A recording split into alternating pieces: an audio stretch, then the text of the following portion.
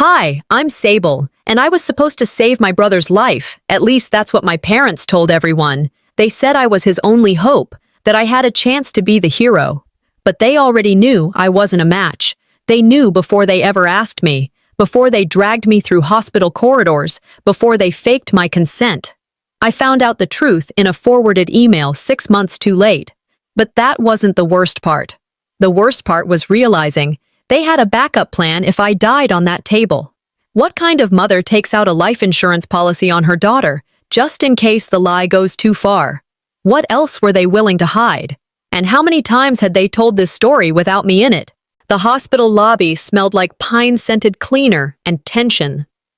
I stood for a few seconds just inside the glass doors, blinking against the fluorescent lights overhead.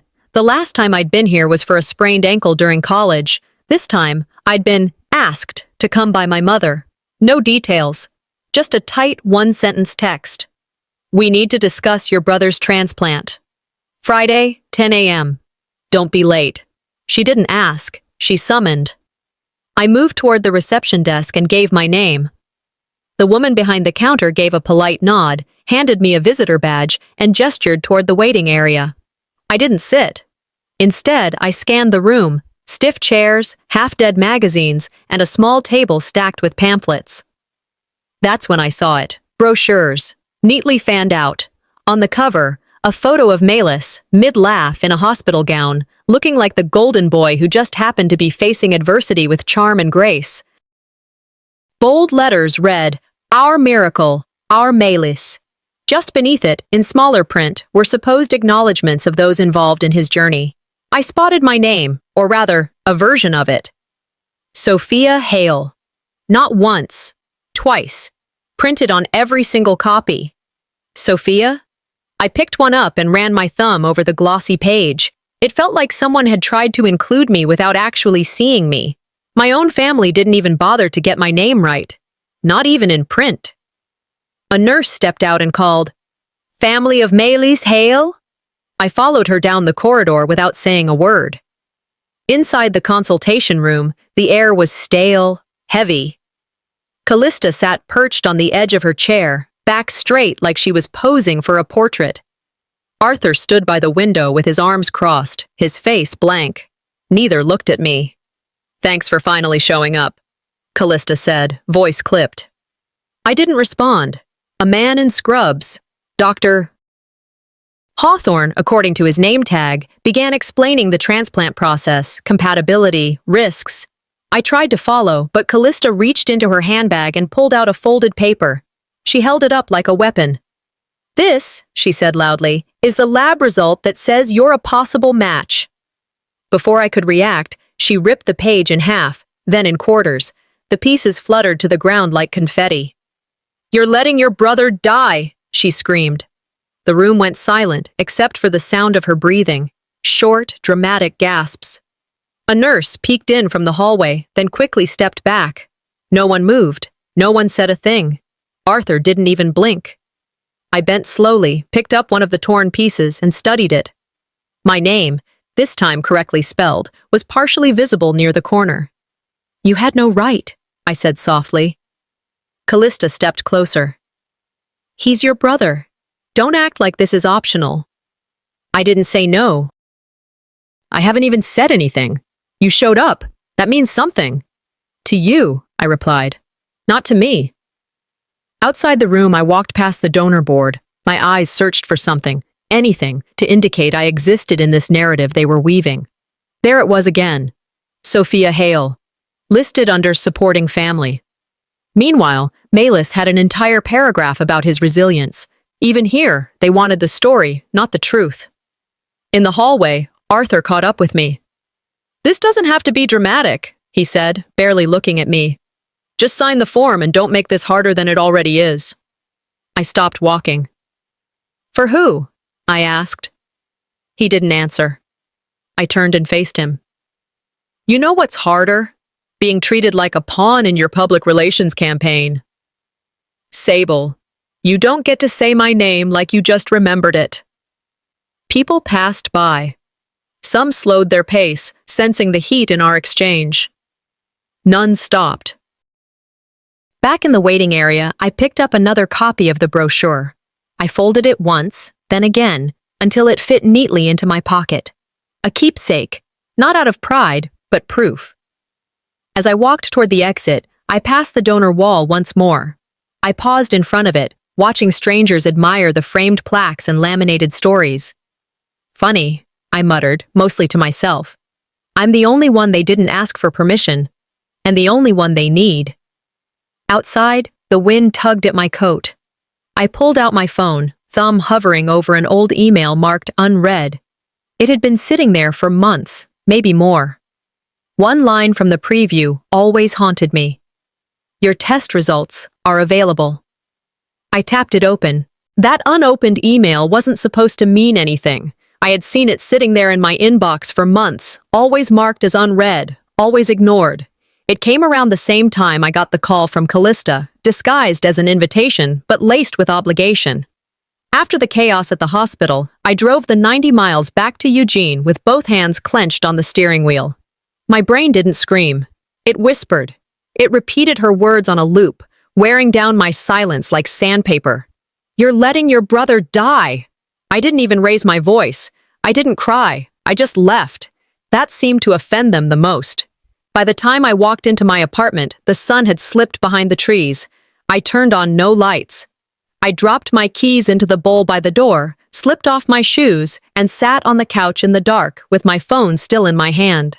I opened the email app and stared at the subject line I already knew by heart. Your donor compatibility results are now available. I tapped it open. Dear Sable Hale, thank you for your participation in the National Donor Registry. Based on your test results dated October 12th, you are not a compatible match for Malis Hale. No action is required at this time. I read it twice, then once more. My heart didn't drop. It steadied. The timestamp read 6 months ago, October, which meant they knew. Callista knew. The hospital had sent the results to my email and to my emergency contact, her. I let the phone fall into my lap. I wasn't angry, not in the loud way people expect. I wasn't shaking or throwing things. I was just still. That's the worst kind of betrayal, when it comes wrapped in a calm you didn't ask for. When it has been living quietly in your inbox, waiting for you to confirm what you already suspected but couldn't admit without proof. This should have ended there, and instead, they built a show. Earlier that morning, before the confrontation, before the screaming and the paper confetti, something small had already tugged at my gut. A little girl was standing with her mom near the donor wall.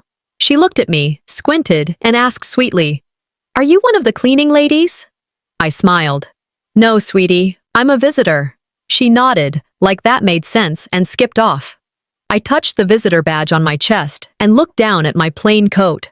There were dozens of others there, dressed in florals, heels, button-ups. I'd shown up in what I always wore when I didn't expect to stay long. Even strangers could sense who didn't belong. I opened my laptop, created a new folder on the desktop, named it Ethics Review, SH Case. Inside, I saved the email, then took a screenshot of the timestamp. I opened my call logs, the day Callista called to invite me to the family meeting. November, a full 3 weeks after she had received that email. I started a new document. Timeline of contact and disclosure. I added the test date, the email delivery, the call date, the hospital meeting. I wasn't just saving files, I was planting seeds. I'd seen the documentaries, I'd read the articles. I knew what people like her did. They didn't scream to get their way. They played long. They curated. And if you didn't speak, they narrated on your behalf. I typed, "Is forced organ donation illegal in Oregon?" into the search bar. The answer wasn't comforting. Technically, no one can make you donate.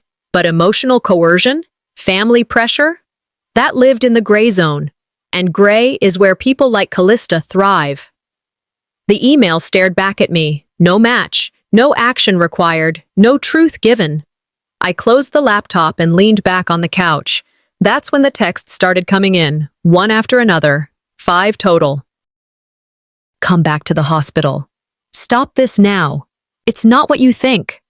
We can fix this. And finally, You owe this family. That last one sat heavier than the others. It was the kind of sentence you didn't just read. It echoed. It reached backward through the years and confirmed what every holiday, every report card, every ignored success had tried to whisper. You owe us. Not, we love you. Not, we need you. Just debt. Measured in biology. I opened the email again, hit forward. Typed in Dr. Isolde Martin's address, the only person at that hospital who had looked me in the eye without an agenda. Then I added the subject. Follow-up, registry result, Hale, and hit send. And if there was any doubt left, the next photo I received would burn it to ash. The notification chimed just after I finished forwarding the donor email. I hadn't even gotten off the couch. My phone lit up with a name I hadn't seen in years, Seraphine. Her message was short. Found this in an old notebook. You should have it. Attached was a photo. A Polaroid, grainy with time, tinted slightly yellow. Me, hunched over on the edge of a twin bed, arms wrapped around my ribs. A faint bruise peeked beneath my shirt, dark and fresh. The handwritten note on the bottom corner read, After the staircase. He smiled when he called for your mom. My mouth went dry. My hand instinctively reached for my side, like the bruise had somehow bloomed back to life. I hadn't thought of that night in years, not because it was gone, but because I had buried it so deep, even I stopped trying to dig it out. I remembered everything. It wasn't just a fall. Malus had shoved me. We were arguing about something stupid. I think I'd taken the last yogurt or touched his video game controller. He pushed me hard. I'd slipped down 3 steps, hit the floor wrong, couldn't breathe right for days. When I told Mom what happened, she didn't even ask him. She asked me, why were you provoking him? Dad glanced up from his paper, muttered, kids fight. And that was that. That was always that. I saved the image to my secure folder, the one labeled Ethics Review, SH, Case. I didn't flinch. I didn't cry. I just added it to the growing pile of evidence no one else seemed to want but me. Another message followed. From Seraphine again. I should have said something then. We all saw it. But we thought you were strong enough to handle it. I'm sorry. I stared at her words. People think silence is passive, that it means fear or indifference. But sometimes silence is survival, a kind of shield, and sometimes it's a blade. You just have to know when to sharpen it. I put the phone down and slid off the couch onto the carpet, my back against the wall, knees pulled up. I closed my eyes and let the memory play. Malus apologizing with a smirk. Mom bringing him a sandwich 5 minutes later. Dad turning the channel on the TV, not even glancing my way. I sat there, trying to remember the last time I'd felt safe in a house I grew up in. I couldn't. It's just sibling stuff, Callista used to say. Don't make him feel worse than he already does. I used to believe that made me the stronger one, but all it really made me was invisible. They didn't cover up the pain. They painted over it with his redemption arc. I stood up and walked to my desk, opened my voice memo app, pressed record. My name is Sable Hale. I was 13 when my brother shoved me down the stairs. I told my parents. They asked me what I did to deserve it. I paused, breathed in slow. I'm recording this not for court. Not yet, but for myself. Because you don't need to be bleeding to prove something broke. I stopped the recording, saved it. The apartment was still, the kind of quiet that doesn't soothe, it confirms. A few hours passed. I cleaned up, reheated leftovers, tried to distract myself with a documentary.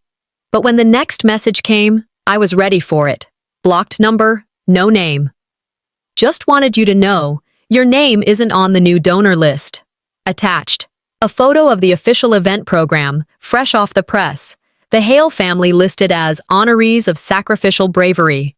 Under Family Donor Hero, it read, Callista Hale, representing the Hale family's sacrifice. I zoomed in, hoping I'd misread. My name wasn't there, not in the margins, not even as a footnote. I sat back, staring at the screen. If they were going to erase me from history, I'd make sure the truth was carved in stone. If they were going to erase me from history, I'd make sure the truth was carved in stone. The next afternoon, I parked across from the hospital and sat in my car longer than necessary. My hands rested on the steering wheel, unmoving.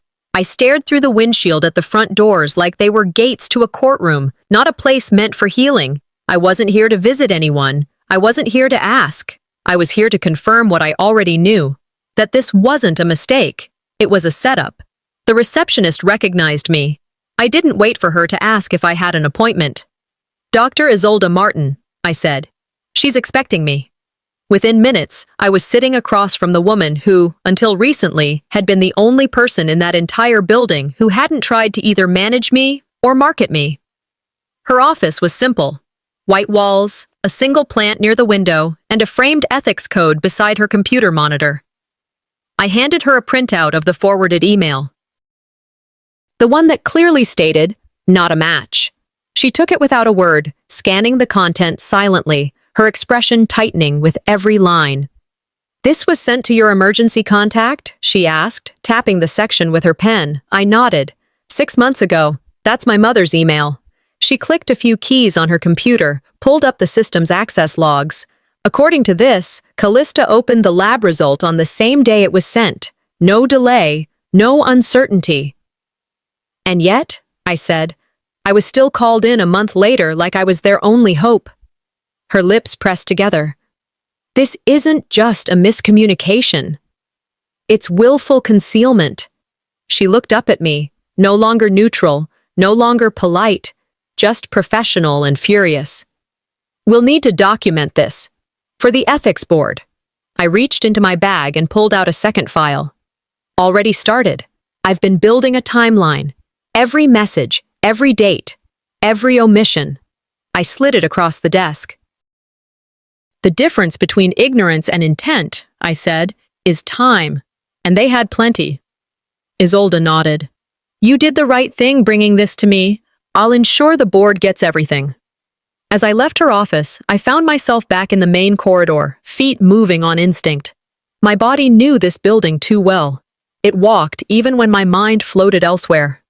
I thought back to the first time they told me Malis needed a transplant. Callista had cried. Not the kind of tears that shake your shoulders, but the type you expect applause for. Arthur had stood behind her like a statue, offering nothing but the weight of his silence. Malis never even looked at me. He'd stared at the floor, playing the victim, letting the guilt wrap around me like a noose I was meant to tie myself. And the whole time they knew I wasn't a savior. I was a scapegoat. They didn't want a kidney. They wanted a headline, a martyr, a body to hold up when the cameras clicked and the donors clapped. Back at the Patient Resource Center, I asked for access to my own file. They hesitated until I produced my ID and signed the necessary forms. Inside the packet, I found what I was looking for. A pre-consent form generated in January, with my name already typed in, waiting for a signature I never gave. I copied it, added it to my file. Then I sat down in the lounge and reviewed my full timeline. October, donor test completed. November, results emailed and accessed. January, emotional pressure campaign begins. March, public announcement and hospital event planning. I saved it all to a flash drive, emailed it to Dr. Martin, and took the extra step to have it notarized by the front desk. Not for drama, for documentation. This wasn't about feelings anymore. It was about the facts they tried to hide and the paper trail they assumed I'd never follow. I stood to leave. Near the main exit, a nurse I didn't recognize stepped into my path, clipboard in hand. "Your mother asked me to give this to you if you came in." I took it without speaking. It was a fresh copy of the consent form. My name filled out neatly, no signature. Yet, I looked up. Across the hallway, standing just beyond the glass partition near the waiting area, was Callista. She didn't wave, she didn't blink. She watched me with the expression of someone who still believed they were in control. I handed the form back to the nurse. "They're not done lying yet," I said. The nurse hesitated. "Do you want me to tell her anything?" I shook my head. She already knows everything she needs to. She just didn't think I'd ever do something about it. As I stepped outside, the cold Oregon air met my face. It didn't sting. It sobered. So I decided to stop waiting for justice and start creating it. I didn't expect justice to show up in the form of a social media notification. I certainly didn't expect it to come from someone I hadn't spoken to in 3 years. It was just after 7 a.m. when I rolled over, checked my phone, and saw a message from a mutual acquaintance I barely remembered. "Malis just posted about you. Thought you should see it before it spreads." I opened the link without breathing. There he was, smiling in a hospital bed, arms spread like a saint about to be canonized. The caption read, "Sometimes heroes don't wear capes. My sister is giving me a second chance at life. I'll never be able to repay her, but I hope to live in a way that honors her." The post was public, already flooded with likes, hearts, and emojis I didn't bother interpreting. Comments rolled in faster than I could read them. "She's a blessing. You're lucky to have her. This world needs more siblings like Sable." He'd used my name, spelled right this time, without asking, without acknowledging that I hadn't agreed to anything, without mentioning that I wasn't even a match. It felt like a trap lined in praise, a lie engineered to be too heartwarming to question. I screenshot the post, then each comment that mentioned my name. I knew how quickly things like this vanished. My inbox lit up with messages. People I hadn't heard from in years reaching out to say how proud they were of me. Random strangers saying I inspired them. A woman even sent me a poem she wrote titled, "Sisters Save." I read them all in silence. "They're applauding a ghost," I muttered. "A ghost he built to hide me." I opened my bank app next, not because I expected anything, but because part of me had started to trust only documentation. And there it was. A charge from Salem Medical Center, $7,580. Dated a month ago. The same day, Callista handed me the pre-consent form, the same form I never signed. The billing address? Mine. They didn't ask. They invoiced. I scrolled through older statements, more quiet charges. Nothing massive, but consistent. Someone had slowly shifted the costs of Malis's workups and preliminary treatments onto me. Just enough to go unnoticed, but too much to be accidental. I leaned back in my chair, the light from the laptop glowing against the dark kitchen walls. I was supposed to be their miracle, their made-for-TV redemption story. Instead, I was their financial mule, their scapegoat, and their silent backup plan. No more. I opened the social media app again and tapped the comment box beneath his post. "Funny how I'm not even a biological match," I typed, "but I see you needed a hero more than you needed the truth." I hit post. Less than 5 minutes later, the entire post vanished. No apology, no explanation. But I had the screenshots. I forwarded them to Dr. Martin, then added them to the Ethics Review SH case folder. Deleting a lie doesn't erase the damage, it just delays the reckoning. I logged off, but the adrenaline kept me anchored at the desk. I stared at the blank desktop wallpaper until my eyes blurred. Then a new message pinged. "Private, no profile picture, no name. Check the donor event guest list," it said. "You're not on it, but you were supposed to be." Attached was a JPEG. The program for the upcoming hospital tribute, under Family Donor Hero, Callista Hale. Not me. Of course not. They were rewriting history faster than I could expose it. So I made a decision. If they were going to host a tribute, I'd bring receipts.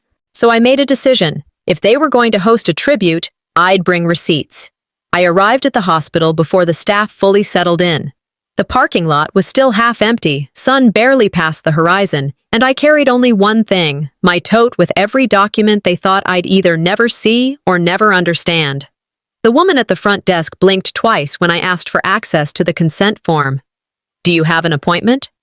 "No," I said, handing her my ID. "But I'm the subject of a consent form your legal department claims I signed. So yes, I'm here to review a legal document with my name on it." Her eyes darted to her monitor. A few awkward keystrokes later, she nodded and told me to wait. 10 minutes passed, then 15. Eventually, a mid-level administrator, clipboard in hand, escorted me to a private records office. The door clicked behind us, sealing the tension into that small, sterile room. We've pulled up the digital copy, she said, avoiding eye contact. Ma, this is the form in question. I leaned in. The PDF appeared on a small monitor. At the bottom, a signature. Sable Hale. Only, it wasn't mine. I studied the strokes, the angle of the S, the closed loop on the B. It was neat, deliberate, and unfamiliar. I didn't sign that, I said. The administrator shifted in her chair. Well, it is on file under your account. Then your file's been falsified. She opened her mouth, then closed it again. I pulled out my phone, opened the secure folder, and showed her my actual signature on 3 different prior documents, from housing, from legal filings, from a health directive I'd filed years earlier. They don't match. No, she admitted quietly. They don't. I'd like a notarized copy for my records. She hesitated, then nodded. We'll prepare it now. 10 minutes later, with the notarized version sealed in an envelope, I made my way toward Dr. Isolde Martin's office. She was already reviewing something on her screen when I walked in. Morning, she said, gesturing for me to sit. I saw your email about the donor list discrepancy. I handed her the envelope. They forged my signature. She opened the seal, examined the contents, and then returned to her screen. Let me check one thing. A few clicks later, she glanced up. Your mother logged into the patient portal 3 days before that form was created. I raised an eyebrow. So she knew exactly what she needed to falsify. Isolde nodded slowly. She's not just manipulative, she's premeditated. Will you report it? To the board, she said. Today. I nodded once, stood up. Good. The donor tribute event was being set up in the main hospital atrium. As I passed through, I saw tables draped in white, floral arrangements being finessed, printed brochures fanned out across the registration desk. Melis's face beamed from the cover. Representing the bravery of our family. I moved to the guest list. I asked the volunteer for a copy. She looked confused, then flipped through the stack. I'm sorry, she said. Only those approved by the family are listed here. I stared at the printed names, Callista Hale, Arthur Hale, Melis Hale, and a blank space where mine should have been. So, I don't exist unless they allow me to, I said, almost to myself. The volunteer looked up. I didn't wait for her to finish. On my way out, I nearly collided with a billing coordinator. Oh, Ms. Hale, she said quickly. Sorry, I think this is yours. She handed me a large envelope, no label. I opened it out of instinct. Inside was a life insurance policy, my name listed under insured. Beneficiary, Callista Hale. Date of issue, 6 weeks ago. My pulse slowed, not quickened, slowed. They weren't just planning for recovery, they were preparing to benefit from my death. They called it love. But it had always been logistics. I folded the envelope and walked steadily toward the hospital's ethics office. When I reached the front desk, I didn't wait for a greeting. This needs to be added to my complaint file. Today. The admin blinked at the tone, then reached for the folder without hesitation. As I turned to leave, I heard Callista's voice from down the hall. We did what was necessary. I stopped mid-step, but I didn't turn around. Not anymore. The tribute was about to begin. And so was my reckoning. The tribute was about to begin, and so was my reckoning. By the time I stepped into the conference wing, the air already smelled of overdone arrangements and catered reheated ambition. A banner hung across the double doors. Honoring the Hale family, a legacy of courage. Someone had even added gold foil lettering. Subtle wasn't their style. I wasn't there to cause a scene. Not yet. I was there to see the script. I made my way toward the dressing area that had been sectioned off for family and speakers. Voices echoed just past the divider, soft at first, then sharp enough to slice through the buzz of setup chatter. Say it slower, Arthur, Callista's voice snapped. We need it to land emotionally. Pause right before you say bravery. My feet stopped moving. A beat of silence, then my father's voice, tired and hollow. This isn't a courtroom, Callista. Her response came quick, clipped. It's worse. It's public opinion. I took out my phone. Hit record. 30 seconds of choreography, not grief. Timing, not truth. They weren't grieving. They were staging. I stepped away from the door, back into the main hallway, and walked past the seating chart for the ceremony. My name had been placed behind a column, literally, row 3, seat 9, a perfect view of the fire extinguisher. Malus, front row center, between hospital board members and the head of PR. I didn't bother asking. I simply walked over, picked up my place card, and moved it to the presenter row, right next to the podium. They erased me from the script. I wrote myself back in. As I returned to the periphery, a soft knock at my shoulder made me turn. Dr. Isolde was standing there, calm as ever, but her eyes had shifted. Less clinical. More protective. "Can I talk to you?" she asked. We stepped into a quiet alcove near a side exit. She didn't waste time. "I tried to speak up months ago," she said. "About the match, the results. I was blocked." "By who?" I already knew the answer. "Your mother filed a restriction. All communication had to go through her as designated guardian on file." I laughed, one bitter breath. "So you were silenced by a form?" "No," she said quietly, "by a system that still trusts power over people." We didn't say anything else.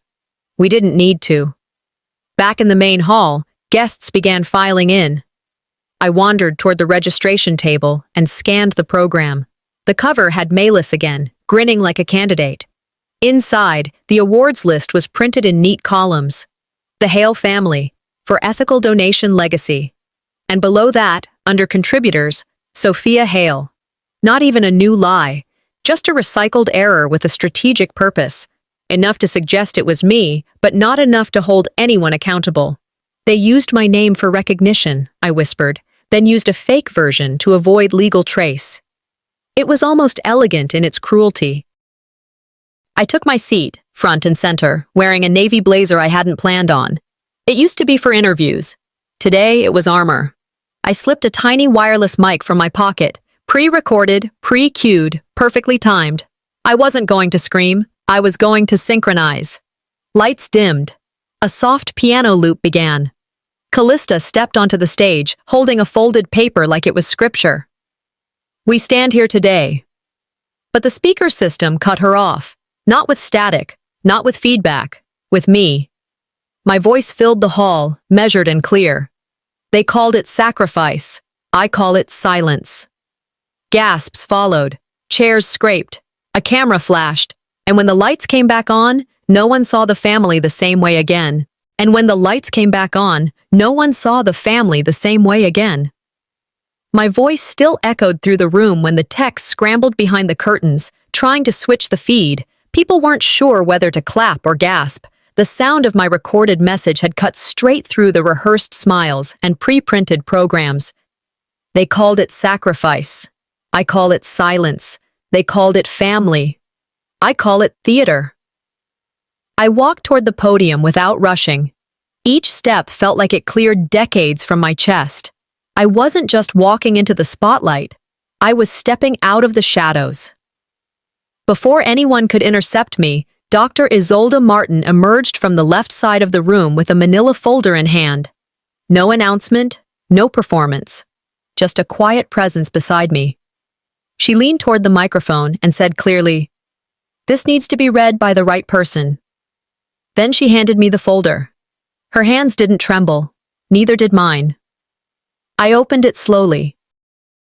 Page 1. Confirmation of donor incompatibility. Page 2. Authenticated proof that the signature on the consent form wasn't mine.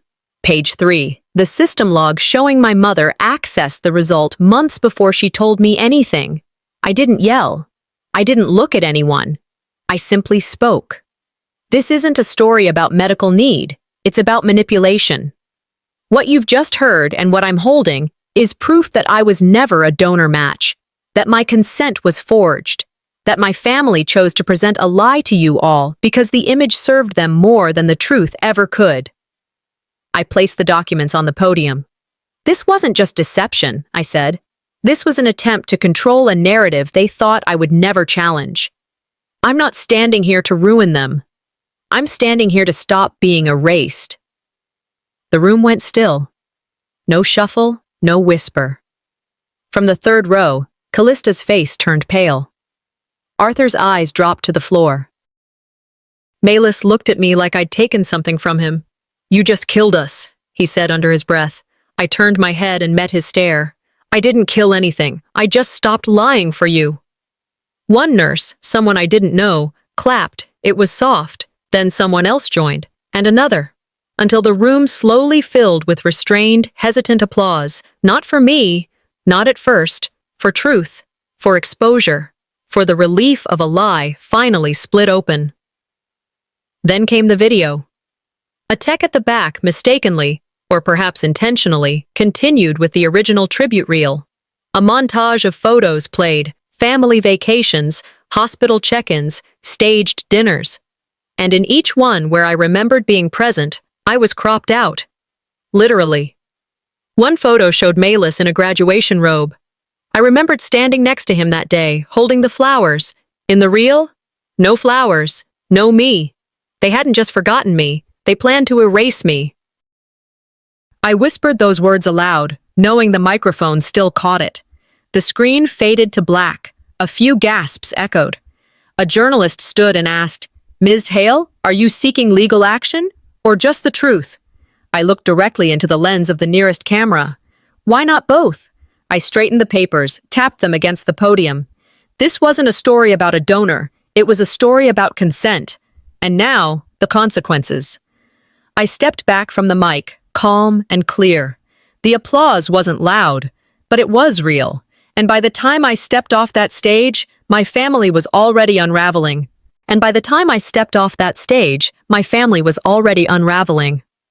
I drove back to Eugene that night in complete silence. No radio, no podcasts, just the steady hum of the highway under my tires and the rhythmic blink of streetlights passing overhead. The adrenaline had worn off somewhere between the hospital parking garage and the I-5 on-ramp, leaving behind something heavier, an ache that settled in my chest and refused to move. At home, the moment I closed the door behind me, my phone began vibrating again. The screen lit up with texts, calls, email pings, news outlets, estranged cousins, old classmates suddenly rediscovering my existence. Even a few blocked numbers tried to get through. I placed the phone face down on the kitchen table and walked away from it like it had insulted me. The world was finally listening. I wasn't sure I was ready to speak. Instead, I made tea, not because I wanted it, but because I needed the ritual. Boil, steep, pour. Some things don't lie.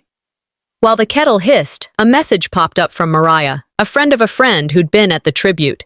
"No commentary," the text read, "just a video attachment." I opened it. The footage started mid-chaos, Callista collapsing into someone's arms, her carefully rehearsed grief unraveling in real time. Arthur stepping forward to take the mic, only to be met with a smattering of boos. Malus shouting, his voice cracking, "She ruined everything!" before storming off the stage like a child denied dessert. I watched the entire clip once. No pause, no rewind. They weren't mourning. They were melting. An email pinged a few minutes later. The subject line caught my eye. Reassessment of the Hale family's eligibility, award committee. It read like it had been written through gritted teeth. "We have reviewed the evidence submitted and the public revelations shared during the recent donor tribute. We will be postponing any formal recognition of the Hale family until a full investigation is completed." I replied with one line. "I'll bring the original documents and a lawyer." I sat on the floor of my living room, the tea untouched on the counter. I used to dream about having a seat at their table, earning it. Now, I wasn't even sure I wanted to be in the same zip code as that table. I opened my laptop, created a new document titled Statement for Ethics Review. The cursor blinked for a long while before I started typing. I am not a donor. I am not a match. I am not a story for someone else to sell. I am a witness. Not all wounds scar, some sharpen. I saved the file, closed the laptop, and turned toward my bookshelf. Tucked in between some old paperbacks was a folded envelope, yellowed from time and finger oil. Seraphine's letter. I hadn't reread it since the night she sent the photo. I opened it now, slower this time. The handwriting was firm, almost angry. She had written, "You were the one we all overlooked. I'm sorry I didn't say anything then." Back then, it had felt like a quiet apology. Today, it read like solidarity. This time, I replied, "Thank you," I wrote, "for seeing me before they erased me. I'm still here, and I'm not done." Just as I was about to power down for the night, a new email came in. Subject: Request for testimony. State Medical Review Board. Would you be available to provide a formal witness report in our upcoming inquiry? I stared at the screen for a long minute. It wasn't justice yet, but it was motion, and sometimes motion is enough to start rebuilding. And sometimes motion is enough to start rebuilding. 1 week later, I stood by my window and watched the sunlight fall through the trees like it had something to prove. The chaos hadn't stopped, not really, but it had moved. Off my shoulders, out of my inbox, and into boardrooms, review panels, and legal folders where it finally belonged. The ethics board email came just before noon. "We have reviewed your materials. Your concerns are substantiated." Attached was a declaration from the hospital itself, signed and sealed. My donor status had been misrepresented, protocols breached, medical ethics violated. There was also a name beneath the statement, Lyora Endicott, hospital PR lead. 20 minutes later, my phone buzzed again. Lyora, this time. A text. "They're scared. That's when systems listen." I didn't smile. I didn't flinch. I only nodded once and kept the screen on long enough to let the weight of her words settle. Later that afternoon, I walked the blocks of downtown Eugene. The air still held that hint of early spring chill, but people were out, sipping from paper cups, walking dogs, chatting about nothing that needed fixing. I passed a cafe on 8th and Oak. The barista glanced up, paused, then leaned toward me and whispered, "I saw the video." I looked at her, unsure how to respond. She added, "Thank you for saying it." "It needed to be said," I replied softly. "Someone had to." It wasn't fame. It wasn't recognition. It was something quieter, steadier, acknowledgement. Back home, I found an envelope tucked into my mailbox. No return address, just my name written neatly across the front.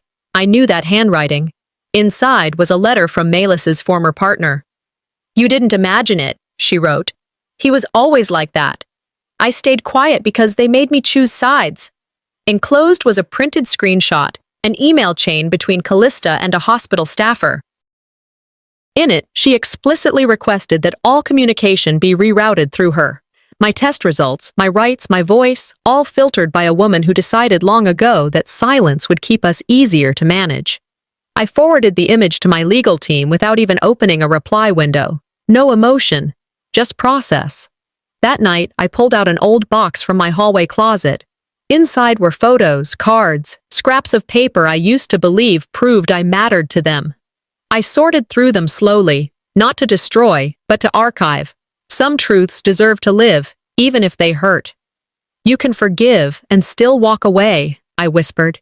"You can leave without needing them to admit they were wrong." I scanned what felt important, saved it all into a new drive. I named it, Inheritance of Truth. Password protected.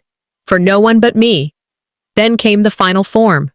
A letter from the ethics board requesting my signature on the official closure of the complaint. I signed it in pen first, then digitally. Beneath it, my name, Sable Hale, not Sophia, not the donor, just me, clearly typed, undeniable. The hospital responded the following morning. The Hale family's nomination for Family of the Year was revoked, along with all affiliated press materials. "It's not punishment," I told my lawyer. "It's restoration." That evening, my phone rang. "You're not going to believe who just retained a defense attorney," my lawyer said. I let the silence stretch. "Your brother." I exhaled, slow and steady. Now they're the ones waiting for consent. But I was already too far gone to be summoned back. The next few days passed with a kind of stillness I hadn't felt in years. Not silence, just still. Like the air had cleared, and for the first time, I could hear my own breath without having to fight for space in the room. That morning, I walked along the Willamette River. Mist hung low over the water, soft and thin, like a veil you could choose to lift or leave alone. I didn't bring headphones, no distractions, just the rhythm of my steps and the weight of everything I had finally let go of. Peace isn't always found in answers. Sometimes it's what remains when the questions stop mattering. When I got home, I sat at the kitchen table and opened the draft folder in my email.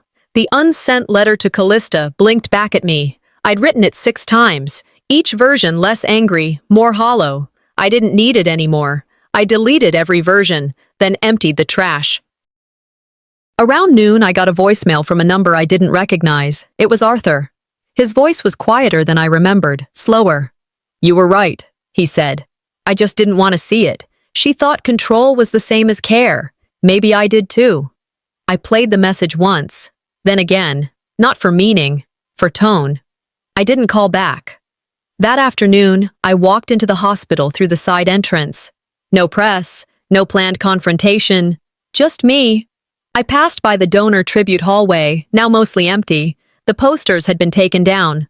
One frame remained, crooked, its content reprinted since the public fallout. My face was back in it, but poorly cropped, poorly placed. I looked like an afterthought pasted into someone else's history. It wasn't restoration.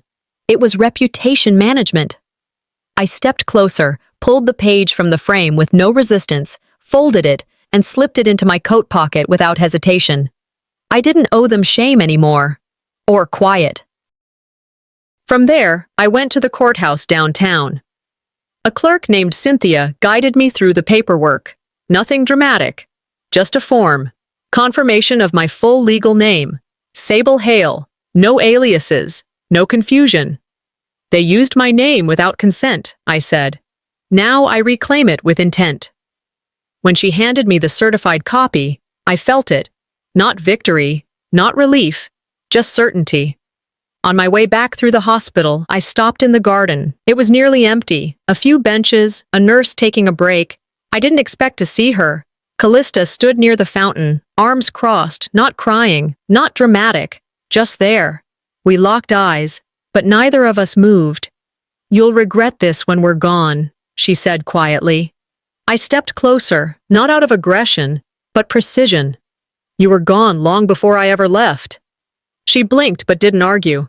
That was her style. She always knew when she'd lost the crowd. I turned and walked away, past the corridors where they once performed loyalty and grief, past the office where Dr. Martin had printed the evidence, past the nurse's station where I'd once been told to stay calm. Outside, the air was crisp.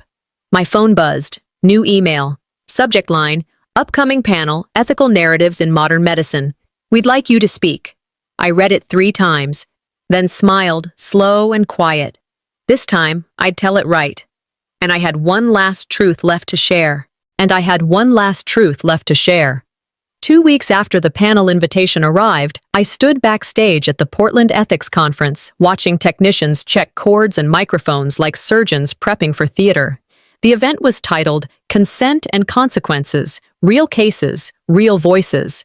I hadn't asked to be the keynote speaker. They offered it, and for once, I didn't flinch at being seen. A woman with a clipboard whispered, "You'll be up in 2 minutes." I nodded, took a sip of water, and looked down at the folder in my hand. Not full of stories, but statements.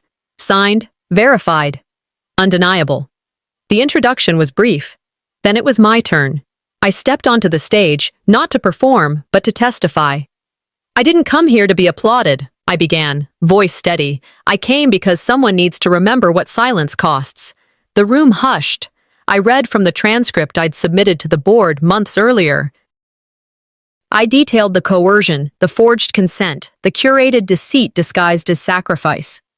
Behind me, a screen showed the original test result, time-stamped, untouched. My name at the top. Not a match. A camera light flickered on. I didn't blink. "They tried to write me out," I said. I edited them out instead. The moderator later opened questions to the panel. A woman stood, her voice shaking just slightly. "What do you say to people who argue that some sacrifices are worth it for the greater good?" I didn't hesitate. It's not a sacrifice if it's taken. That's not ethics. That's theft with paperwork. Murmurs of agreement rippled through the audience. Then came the clip. A man in the back raised a hand. What about the tribute video, the one where you were removed? I took a breath. When the truth became inconvenient, they edited me. That edit told me exactly who they were, and who I wasn't anymore. Silence followed, not of dismissal, but of acknowledgement. After the panel, I stepped into the interview room prepared by the conference organizers. My lawyer waited there, already drafting the final version of the civil suit. It would be filed against the hospital and against Callista Hale, not for damages, for precedent. 2 days later, Callista was served while speaking at a fundraising brunch. A photo arrived in my inbox, her mid-sentence, eyes widening as a courier handed her the envelope. I didn't flinch. I didn't laugh. She wanted a legacy, I told my lawyer. She got a footnote instead. That same week, local press uncovered the insurance policy, filed under my name, with Callista as beneficiary. It made the evening news and the front page. Mother filed life policy on daughter during transplant push. The headline was brutal. The fallout louder than anything I could have orchestrated. The hospital called 2 days later, offering me a seat on their ethics oversight board. I declined. I didn't come here to join them, I told the director. I came to make sure no one else ends up in my seat. Back home, I sat at my desk and reopened the manuscript I'd been quietly writing in the background of everything else. Title: The Cost of Silence. I printed the final copy and slid it into a thick envelope addressed to a publisher in Seattle. Then I picked up a pen and wrote the last line in blue ink. Forgiveness isn't the goal. Truth is. And in case they ever forget again, I wrote it down. But this wasn't the end. It was just the first time I told it in my own voice.